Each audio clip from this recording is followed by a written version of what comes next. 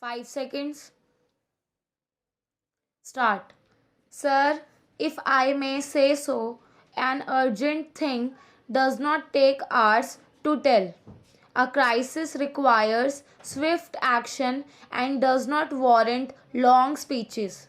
It is about time that this country recognized adequately that we live in a time of deep crisis.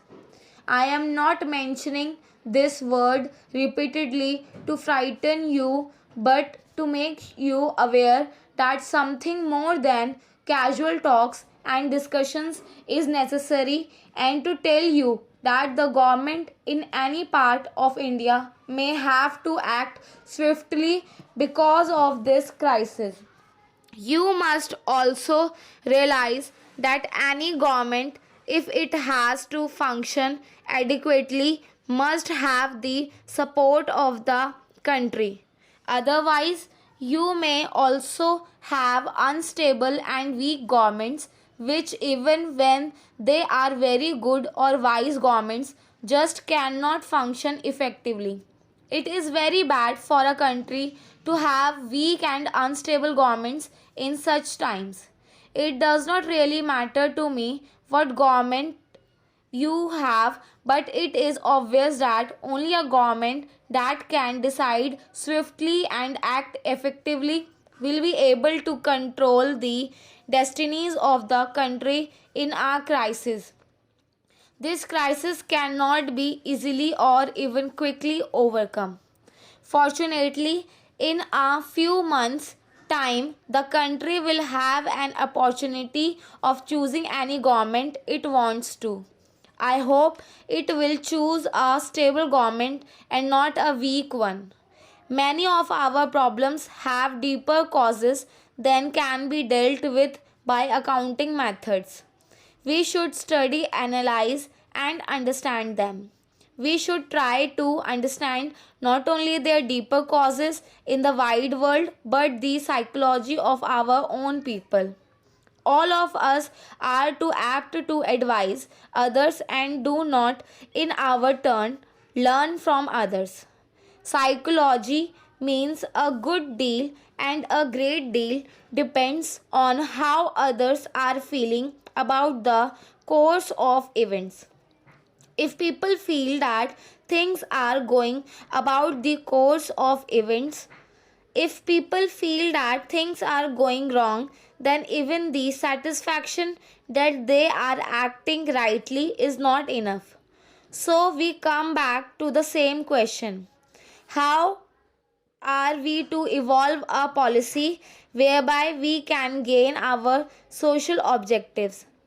I should say that the only right way to do it from a governmental point of view is through what is known as the Planning Commission. I do not understand why people go on thinking of the Planning Commission as an ostentatious body making wild schemes from which we may or may not have the resources. I have said more than once that such a conception is wrong. The Planning Commission has no business to make any wild schemes at any time. It must always make schemes which can be given effect to and which are practical.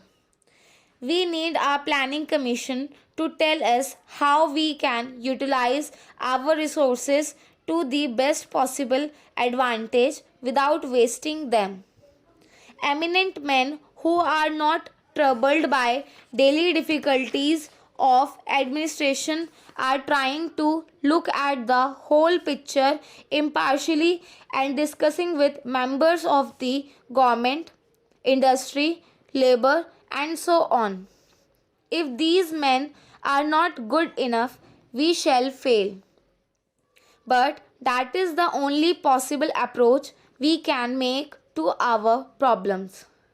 It is no longer possible and no longer right for all the chambers of commerce or labor unions of the world to tell us that they will show us the direction in which we should go.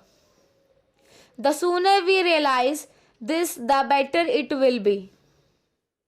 We have private enterprise in this country, of course, and we encourage it. We talk about the private sector and the public sector.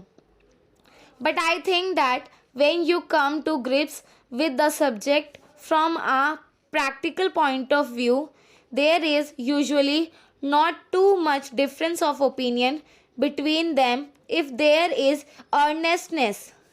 That is important, and judging from the reports I have read and heard, the planning commission in dealing with some of our problems with the representatives of industry and commerce and labor has sometimes met with far greater success than we might have expected, simply because the people who got together were earnest about finding a way out, or rather because they realized that the common interest and their personal interest lay in the same direction. When individual interests become allied with public interests, then results are achieved. Similarly, in wartime, each person subordinates his private interest to some extent for the public good, to save the country's freedom and to defend the country. It is obvious that in the world today, you cannot have the type of objective that perhaps actuated the 19th century in the West. You cannot have it anywhere. We may still be in the 19th century phase of growth in regard to industry, but that is a different matter. But the social objectives have changed. We cannot create the social outlook that prevailed in the United Kingdom 100 years ago. Private enterprise and public enterprise are often discussed,